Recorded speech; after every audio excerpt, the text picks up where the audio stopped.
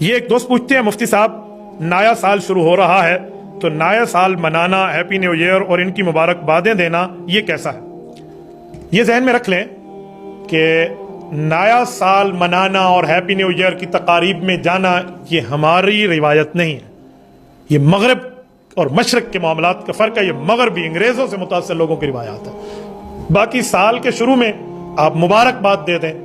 قرآن حدیث سے یہ کہیں ثابت نہیں ہے، لیکن منع بھی نہیں ہے، آپ دعا دے دیں اللہ آپ کے سال کو مبارک فرما دے، وہ اسلامی سال شروع ہو رہا ہو محرم سے یا وہ شمسی سال شروع ہو رہا ہو قمری یا شمسی جنوری سے شمسی سال، اس کی مبارکبادی آپ دے سکتے ہیں۔ تو محرم میں بھی دے سکتے ہیں کہ اللہ آپ کو یہ سال آپ کے اوپر مبارک فرمائے، تو وہاں اسلامی سال شروع ہو رہا ہے جس کو ہم قمری سال کہتے ہیں، یہ شمسی سال ہے، بعض لوگ اسے بھی اسلامی کہتے ہیں لیکن کچھ لوگ کہتے نہیں یہ فلاں کے بنے ہوئے ہیں۔ بہرحال تو جنوری میں بھی آپ مبارکبادی اس طرح دینا چاہیں کہ دعا تو ٹھیک ہے، لیکن ہمارے علماء کی ترتیب ہے کہ اس میں پہل نہ کی جائے۔ کوئی آدمی آپ کو مبارکبادی کہے تو آپ کہیں جی ٹھیک ہے اللہ آپ کو مبارک کرے، جواب میں بندہ کہہ لے، کیونکہ یہ قرآن حدیث میں کہیں بھی نہیں ہے۔ ہاں یہ تو ہے نیا مہینے کا چاند طلوع ہوا، آپ علیہ السلام نے دیکھا تو دعائیں کی ہیں، اللہم علینا بالیمن والایمان والسلامۃ والاسلام ربی وربک اللہ، اس طرح مختلف الفاظ اور بھی ہیں، تو یہ دعا تو مہینے کے چاند پہ تو ثابت ہے